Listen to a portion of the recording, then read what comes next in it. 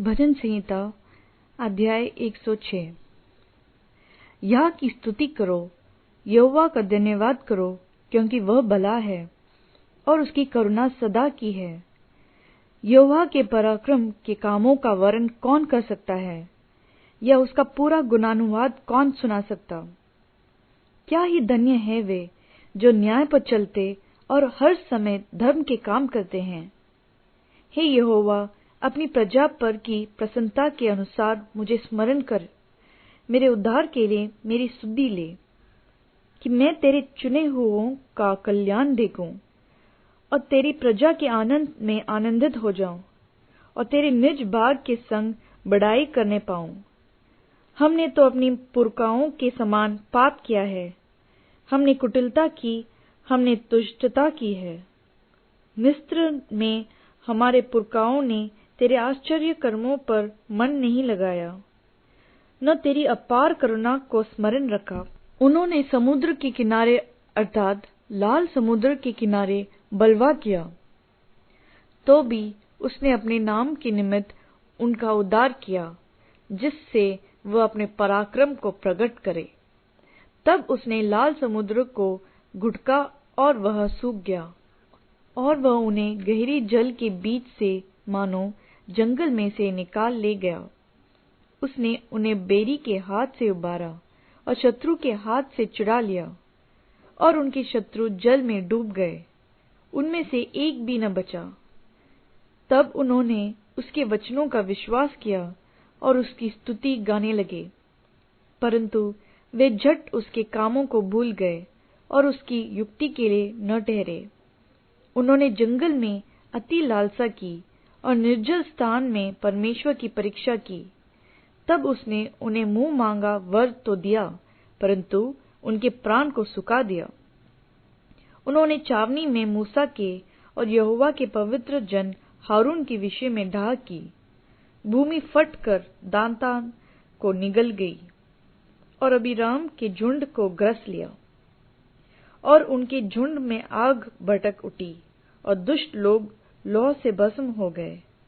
उन्होंने होरेब में बछड़ा बनाया और डली हुई मूर्ति को दंडवत की। यों उन्होंने अपनी महिमा अर्थात परमेश्वर को घास खाने वाले बेल की प्रतिमा से बदल डाला। वे अपने उद्धारकर्ता परमेश्वर को भूल गए, जिसने मिस्र में बड़े बड़े काम किए थे। उसने तो हाम के देश में आश्चर्य कर्म और लाल समुद्र के तट पर भयंकर काम किए थे। इसलिए उसने कहा कि मैं उनका सत्यानाश कर डालता, यदि मेरा चुना हुआ मूसा जोखिम के स्थान में उनके लिए खड़ा न होता, ताकि मेरे जलजलाहट को ठंडा करे। कहीं ऐसा न हो कि मैं उन्हें नष्ट कर डालूं।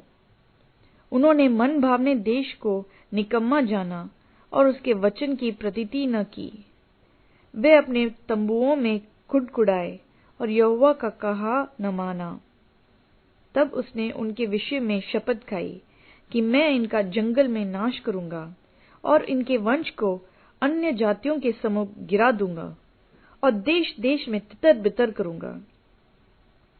वे पोर वाले बाल देवता को पूजने लगे और मुर्दों को चढ़ाए हुए पशुओं का मांस खाने लगे।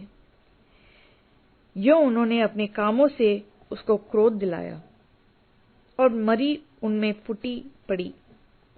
तब पीनहास ने उठकर न्याय दंड दिया, जिससे मरी थम गई, और वह उसके लेके पीढ़ी से पीढ़ी तक सर्वदा के लिए धर्म गिना गया। उन्होंने मरीबा के सोते के पास भी यहोवा का क्रोध भड़काया, और उनके कारण मूसा की हानि हुई, क्योंकि उन्होंने उसकी आत्मा से बलवा किया। तब मूसा बिन सोचे बोल उठा, जिन लोगों के विषय यहोवा ने उन्हें आज्ञा दी थी, उनका उन्होंने सत्यानाश न किया, वरन उन्हीं जातियों से हिल मिल गए और उनके व्यवहारों को सीख लिया और उनकी मूर्तियों को पूजा करने लगे, और वे उनके लिए फंदा बन गई। वरन उन्होंने अपने बेटे बेटियों को पिशाचों के लिए बलिदान किया और अपने निर्दोष बेटे बेटियों का लहू बहाया, जिन्हें उन्होंने कनान की मूर्तियों पर बलि दिया। इसलिए देश खून से अपवित्र हो गया, और वे आप अपने कामों के द्वारा अशुद्ध हो गए, और अपने कार्यों के द्वारा व्यभिचारी भी बन गए। तब यहोवा का क्रोध अपनी प्रजा पर भड़का, और उसको अपने निज भाग से घृणा आई। तब उसने उनको अन्य जातियों के वश में कर दिया, और उनके बैरियों ने उन पर प्रभुता की। उनके शत्रुओं ने उन पर अंधेर किया, और वे उनके हाथ तले दब गए। बारंबार उसने उन्हें छुड़ाया, परंतु वे उनके विरुद्ध युक्ति करते गए, और अपने अधर्म के कारण दबते गए। तो भी जब जब उनका चिल्लाना उसके कान में पड़ा, तब तब उसने उनके संकट पर दृष्टि की, और उनके हित में अपनी वाचा को स्मरण करके अपनी अपार करुणा के अनुसार तरस खाया, और जो उन्हें बंदी बना कर ले गए, उन सब से उन पर दया कराई। हे हमारे परमेश्वर यहोवा, हमारा उद्धार कर, और हमें अन्य जातियों में से इकट्ठा कर ले, कि हम तेरे पवित्र नाम का धन्यवाद करें, और तेरी स्तुति करते हुए तेरे विषय में बड़ाई करें। इस्राएल का परमेश्वर यहोवा अनादिकाल से अंतकाल तक धन्य है। और सारी प्रजा कहे, आमीन। यह की स्तुति करो।